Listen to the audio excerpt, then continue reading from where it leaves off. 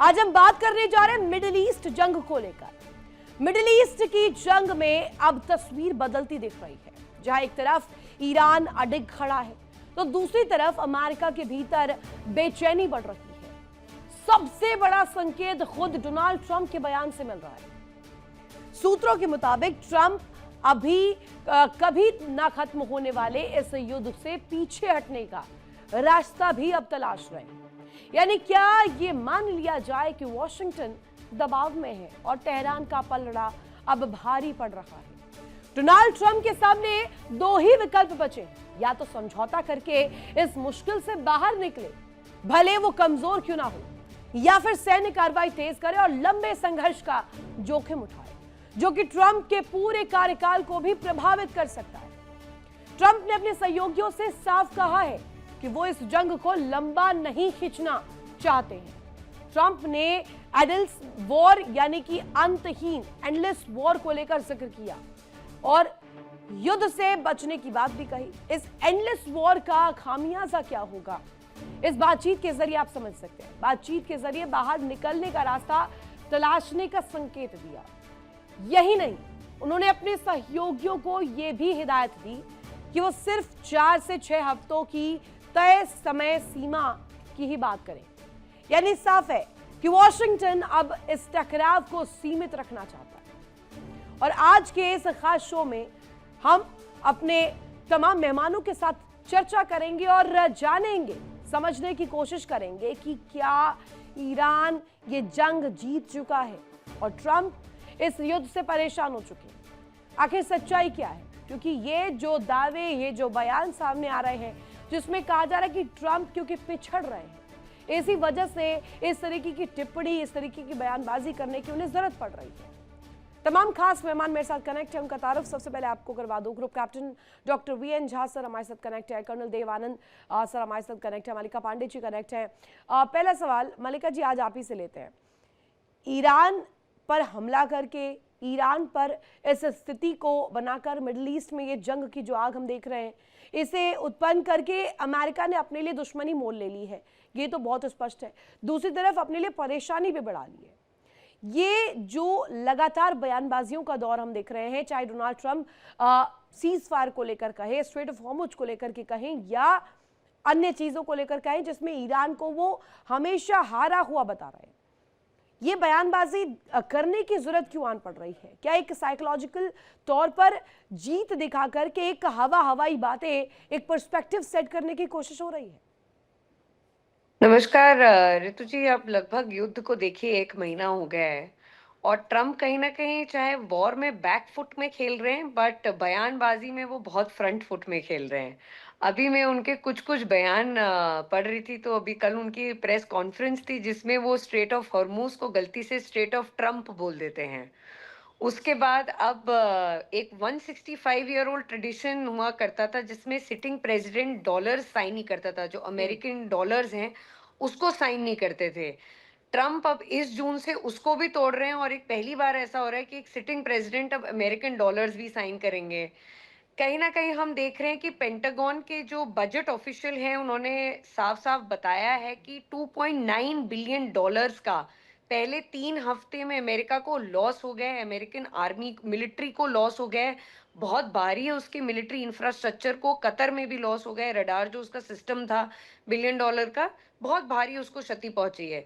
तो ऋतु जी, कहीं ना कहीं हम देख रहे हैं कि ये बयानबाजी जो ट्रंप की पहले दिन से शुरुआत होती है, आप देखिए पहले दिन वो बोलते हैं कि हम तो क्विक विन है, ये तो वेनेजुला की तरह है, हम जाएंगे और वापस आ जाएंगे, 2-6 दिन में खत्म हो जाएगा।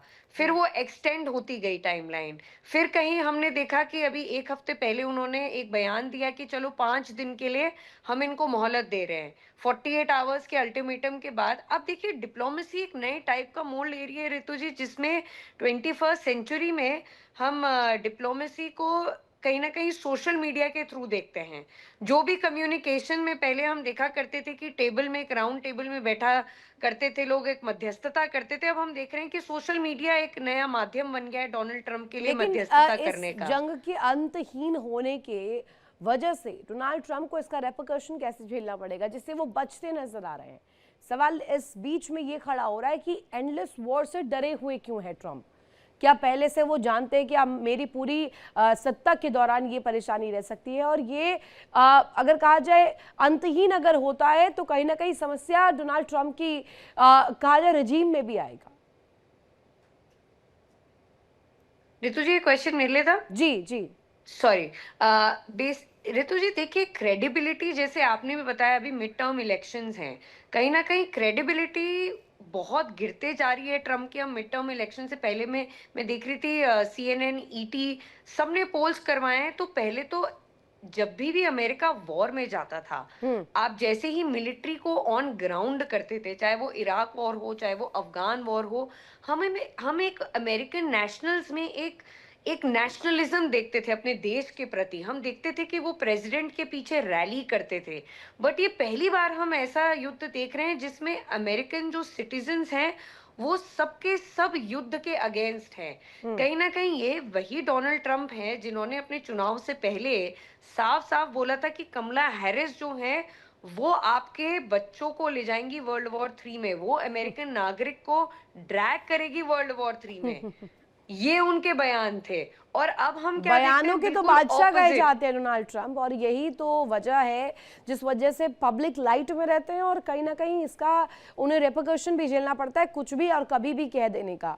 डॉक्टर VN झा सर, ये आप मुझे बताइएगा, सीज फायर को लेकर एक जो हवाई बातें चल रही थी कि स्ट्रेट ऑफ हॉर्मुज को लेकर के स्थिति अगर सुधर जाती है तो सीज फायर किसी भी स्थिति में हो सकता है, एक ऐसा कंडीशन बन सकता है, क्योंकि ईरान ने वो 5 शर्तें तो रख दी हैं। लेकिन हम देखते हैं दूसरी तरफ एक कॉल सामने आता है डोनाल्ड ट्रंप का, वो दावा कर देते हैं, पहले तो मोहलत देते हैं 48 घंटे की, फिर 6 अप्रैल तारीख मुकर्रर कर देते हैं कि तब तक हम भैया अमेरिका हमला नहीं करेगा, अमेरिका वेट एंड वॉच की स्थिति पर रहेगा, राउंड टेबल पर बैठ के बातचीत करेगा। अब ये राउंड टेबल वाला ये शिगुफा आया कहाँ से, और ये पिन पॉइंट अगर टारगेट कहा जाए, क्या ये तैयारी अंदर खाने वो कर रहे हैं? और दूसरी तरफ ये बताइएगा, छोटे युद्ध का जो प्लान था, क्या वो लेकर बैठे थे मंशा, लेकिन वो कुछ और ही निकल गया, और ईरान ऐसे लगातार लताड़ रहा है, लगातार उधर से भी बमबारी कर रहा है जिसका वो दंश झेल रहे हैं। अनम्यूट कीजिएगा सर। ऋतु जी, छोटे युद्ध की जो मंशा थी वो तो कब की धरी रह गई। अब मुश्किल ये है कि ट्रंप यहाँ पे फंस गए हैं, यूएसए यहाँ पे फंस गया है। युद्ध यूएसए ने शुरू की थी। सीज फायर तब तक नहीं हो सकता है जब तक दोनों पार्टी एग्री ना हो, और ईरान इसमें कभी भी एग्री अभी नहीं होगा, क्योंकि ईरान ने बहुत कुछ खोया है। उसके जो सुप्रीम लीडर हैं वो चले गए हैं, डिफेंस के चीफ चले गए हैं, नेवी के चीफ चले गए हैं, सिक्योरिटी चीफ चले गए हैं। इतने लोगों को जब ट्रंप ने एलिमिनेट किया हुआ है, तो ईरान कभी भी लाइंग डाउन इस पोजीशन में सीज फायर एग्री नहीं करेगा। हाँ, ईरान ने 3 कंडीशंस रखे थे कि वो हर चीज़ को वो कॉम्पनसेट करे। तो अमेरिका की हिस्ट्री है, जापान में जब उन्होंने एटम बम गिराए थे तब से लेके अब तक जहां जहां उसने दखल अंदाजी दी है, जहां जहां उन्होंने जेनोसाइड की है, जहां जहां उन्होंने कंट्री को तहस नहस किया है, कहीं पे उसने कॉम्पनसेट नहीं किया हुआ है। इंक्लूडिंग द लेटेस्ट अफगानिस्तान में कोई कॉम्पनसेशन नहीं है, जहां पे कि सब कुछ उसी को छोड़ के आना पड़ा जिसके अगेंस्ट वो युद्ध लड़ रहे थे। तो अमेरिका की ये हिस्ट्री रही है। अब बात आती है कि ये बात कहाँ आके फंस रही है। देखिए, ट्रंप आजकल ऐसे ऐसे बयान दे रहे हैं जो हास्यास्पद है, इमेजिनरी है। मतलब एक एक डिजीज होती है जिसको बोलते हैं सिजोफ्रेनिया। उसमें आप इमेजिन करते हैं कि हम तो ये हैं, हम तो वो हैं, हमने ये कर दिया, जबकि एक डिलुलू वर्ल्ड कह सकते हैं ना आप, एक डिलुलू उनका एक जेंजी टर्म है एक। हाँ जी। हेलुसिनेशन और डिल्यूजन जो होती है, ये सिजोफ्रेनिया की 2 सिम्टम्स होती हैं, 2 बड़े प्रोमिनेंट सिम्टम्स होती है। तो ये डिल्यूजन जो है ट्रंप को पता नहीं कहाँ से आ गया, और इस तरह के वो बकवास वाले जो बयान हैं वो देते रहते हैं। तो ट्रंप के बयानों पे मत जाइए। अब जो वास्तविक स्थिति है, 2-3 चीजें इमर्ज होके आ रही है जो लोग नहीं जानते हैं।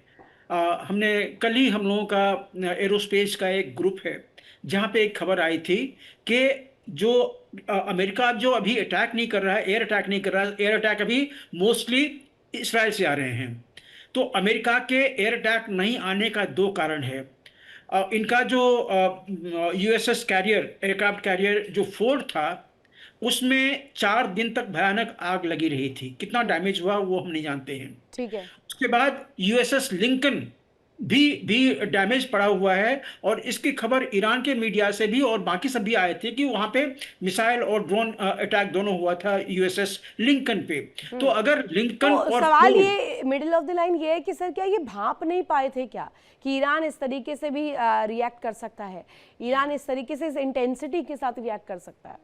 देखिए, जब आपके ऊपर में कोई नशा हो तो जो रैशनल थिंकिंग होती है चली जाती है। ट्रंप के ऊपर वो नशा था कि उन्होंने वेनेजुएला में विद इन मिनट्स उसने उसने वहां पे लैंड किया, मदुरो को कैप्चर किया, उसके वाइफ को कैप्चर किया, हाँ। उसको लेके आ गए। तो ये जो गलत फहमी थी उसकी कि इसी तरह का कोई चीज वो यहाँ पे करेगा और उसके बाद वो निकल जाएगा, ये और याद रखिए। अब इसी को लेकर, इसी सवाल को लेकर आनंद सर से आप मैं जानना चाहूंगी। आनंद सर, आप सुन रहे थे अभी वीएन झा सर ने भी एक बहुत इंपॉर्टेंट पॉइंट हाईलाइट किया कि एक डिल्यूलू वर्ल्ड, एक इल्यूजनल वर्ल्ड में डोनाल्ड ट्रंप जी रहे हैं। वो सोचते हैं कि सुपर पावर जो चाहेगा वही दुनिया सुनेगी, वो डिक्टेट करेंगे और दुनिया उसे एज इट इज हाथों हाथ लेगी। लेकिन इस स्थिति में अगर कहा जाए एंडलेस वॉर के लिए क्यों इतना परेशान और इतना हताश है डोनाल्ड ट्रंप? सुपर पावर है, दमखम तो अभी भी वही है, लेकिन क्या ईरान से काउंटर करने के लिए सबसे ज़्यादा बड़ा प्रेशर वो सीआईए के स्टेशन से, जहां पर अलग अलग देशों में प्रॉक्सीज में उन्होंने अपने सैन्य ठिकाने बना रखे हैं? दूसरा सवाल आपसे यही है कि यहाँ पर अगर कहा जा रहा है, कल एक बयान सोशल मीडिया पर बहुत तैर रहा था डोनाल्ड ट्रंप का, जिसमें वो कहते हैं पाकिस्तान को लेकर जब पूछा जाता है कि पाकिस्तान के साथ बातचीत को लेकर के, तो वो कहते हैं कि हम दुश्मन देशों से या छोटे लूजर देशों से बातचीत करते हैं, हम अपने से बड़े से बातचीत नहीं करते, क्योंकि हमें इंफीरियर फील होता है, एक इंफीरियोरिटी कॉम्प्लेक्स फील होता है। इन दोनों चीजों पर जरा जवाब दीजिएगा आनंद जी। जी नमस्कार, thank you very much Ritu ji. जहां तक इस पूरे अभी विषय की बात हो रही है, मैं दोनों पॉइंट्स पे आता हूं। मैं पहले बताना चाहूंगा कि एक हिंदुस्तान में एक पता नहीं ये मिलिट्री स्ट्रेटेजी की नॉलेज कम है या विपक्ष और भारत विरोधी लोग या मोदी विरोधी लोग एक एक नैरेटिव क्रिएट कर रहे हैं, अमेरिका हार रहा है, कौन जीत रहा है, क्या हो रहा है, एक एक बड़ा अजीब सी चर्चाएं सुनने को मिलती हैं। जी। मैं ये जरूर बता सकता हूं कि अमेरिका जैसा देश या भारत जैसा देश कोई भी आज के दिन मिलिट्री ऑप्शंस अगर अडॉप्ट करता है, एक्सेप्ट करता है, तो ये ठीक है। चाय बनाने वाला मोदी जी को एडवाइस करता है, प्रधानमंत्री को कहता है तुम देश ऐसे चलाओ, रिक्शे चलाने वाला रिक्शा नहीं चलाएगा, चाय बनाने वाला चाय नहीं बनाएगा। But we in democracy have a habit of talking which is beyond our level of understanding. Right. मेरा वो लेवल कतई नहीं है, मैं स्वीकार करता हूं, पर मेरा लेवल इतना जरूर है।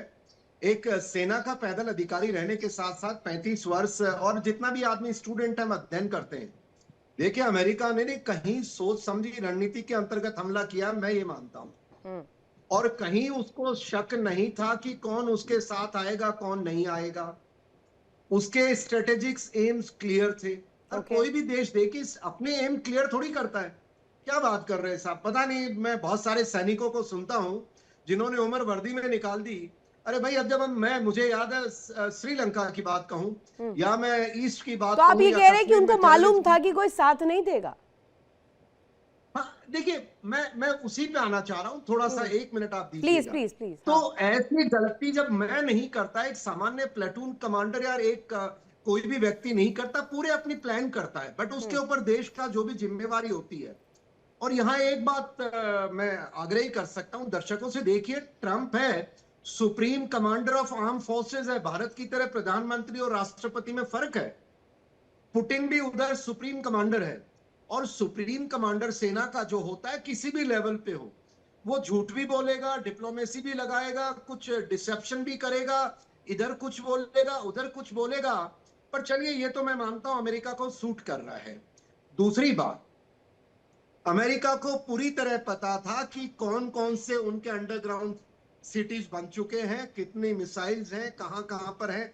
अरे साहब, इजराइल ने जब उनको पूरे नक्शे के साथ दुनिया बता दी, तो ऐसा नहीं है उसको ज्ञान नहीं था। अब दो चीजें पर मैं शेयर सवाल करना उसको चाहूंगा। भी तो लेकर खड़ा होगा ना आनंद सर, सवाल ये भी तो होगा ना फिर कि वो मंशा जो थी वो आपको क्लियर थी, और आप एक सुप्रीम लीडर के तौर पर अगर कह रहे हैं आपके पास सारे मिलिट्री पावर्स एक्सरसाइज करने का पूरा दमखम है, आप उसे कर सकते हैं कभी भी किसी भी वक्त, लेकिन ये कह देना कि नेटो कूड़ेदान है, नेटो के देश कुछ काम नहीं कर रहे, हमें जरूरत नहीं है, एक सुपर पावर के अगर तरफ से ये बयान या ये दावा आएगा तो ये क्या सूट करता है अंतर्राष्ट्रीय पटल पर एक डिप्लोमेसी के टर्म्स में?